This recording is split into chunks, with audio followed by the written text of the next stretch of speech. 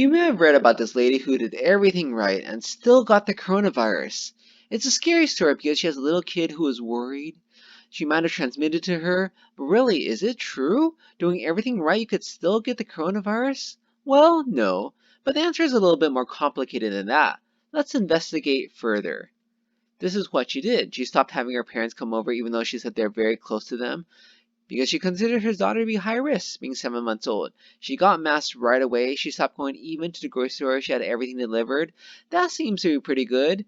If you remember the current guidelines, they minimize going out, wear a mask whenever you go out, be good with hand hygiene, always wash your hands. She's doing a pretty good job by the guidelines, right? But then she went out.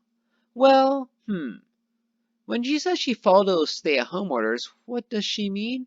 In Singapore, when you get a stay-home notice, you don't go out at all. Zero. Not for groceries. If you need medical care, you call them. They'll send somebody for you.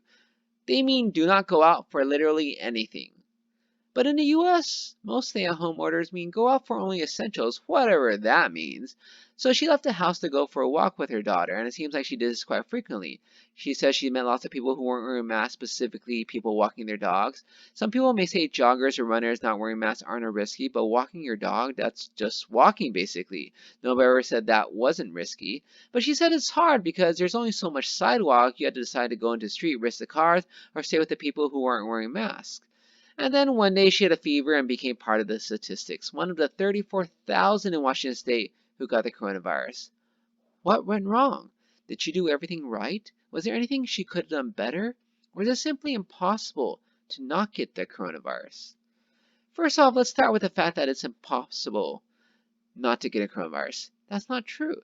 The coronavirus has to be gotten from somebody else. And in Palau, where there are no cases of coronavirus, you can't get it. It's like saying I had no contact with anybody else and somehow I got HIV. It's just not possible. Nope, it doesn't happen that way. Well, but if you're somewhere like the US or basically any other country in the world that's not a small island, can you prevent yourself from getting it? Yeah, you could always be a hermit. You have no exposure to any other human being. But if you're going to be around people, you can't prevent yourself from getting exposed. But what about all the protection people wear? Doesn't that help? Of course it does. I didn't say it doesn't. Nobody says it doesn't.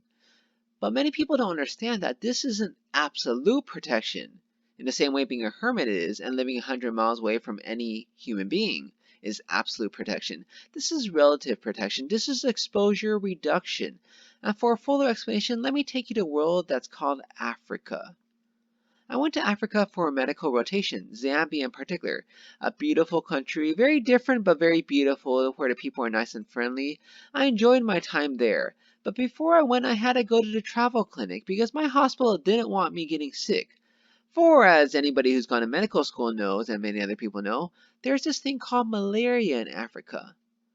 Now, malaria is not purely a disease in Africa, it occurs all around the world, but if you look at the red countries where malaria transmission is not rare, occurring everywhere, Zambia is definitely one of those places, so I had to prepare.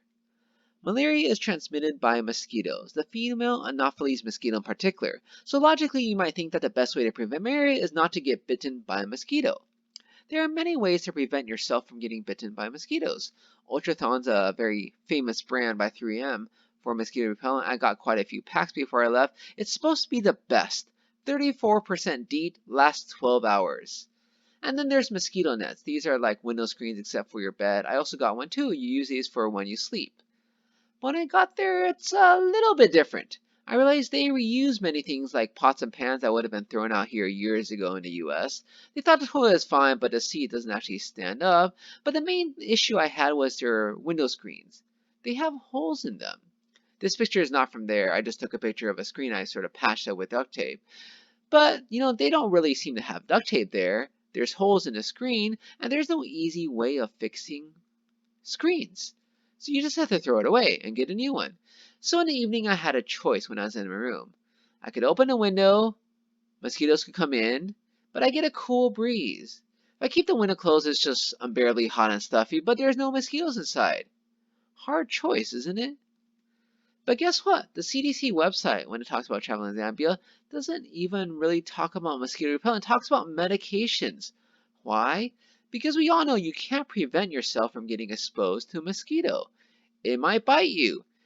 It's basically impossible to never have a mosquito bite you the entire time you're in Zambia. I was there a month. Nobody can be sure you won't get a mosquito bite.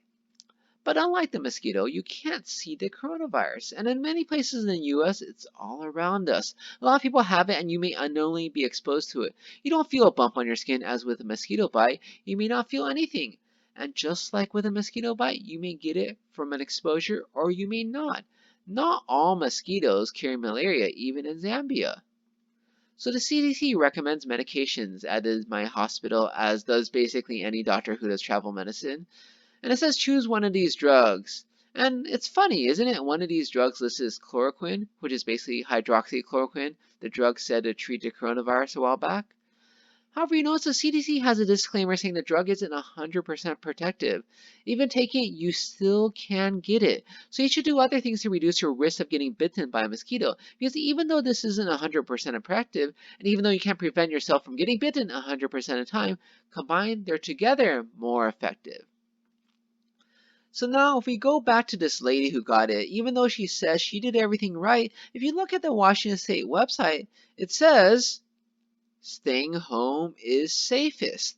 You have all these things you could do when you're outside, like keeping 6 feet away from other people, wearing a mask, etc.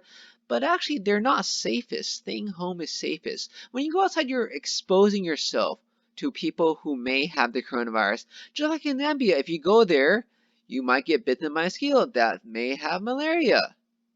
You don't know if that particular mosquito has malaria. Here, we don't know if that particular person who we walk by has the coronavirus either. And just like it'd be silly to go to the red countries where malaria transmission is everywhere and not take precautions, even though you aren't making your risk of malaria zero, you still want to take precautions because you're going to this risky country. It's also just as silly to not take a look at a map of where the coronavirus is rampant. And not think about where you're going and not think about your exposure to coronavirus and take the necessary precautions. In summary, if you look back at the original story of the hyper-vigilant mom who followed every health guideline and still caught the coronavirus, it's actually not so startling anymore. First, we learned that all these measures are just reducing your risk of getting coronavirus, not making your risk of getting coronavirus zero. Secondly, we learned the safest place is to be at home, not out. And this lady still went out and thus it vastly increased her risk of getting coronavirus. And lastly, we learned that just like a mosquito may or may not have malaria, a parasite inside it, and thus you may not be able to get it from that mosquito, you don't know whether somebody who's walking by you has the coronavirus just by looking at them or not. That person who looks well may have it, and the person coughing up storm may not have it. Zambia is a beautiful place, even if it does have mosquitoes, which may have malaria. I hope you'll have a chance to visit for yourself someday and take the proper malaria precautions. And also please, here in America or other places where there's a lot of coronavirus, also take the proper precautions. You're not making your risk zero, you're reducing it.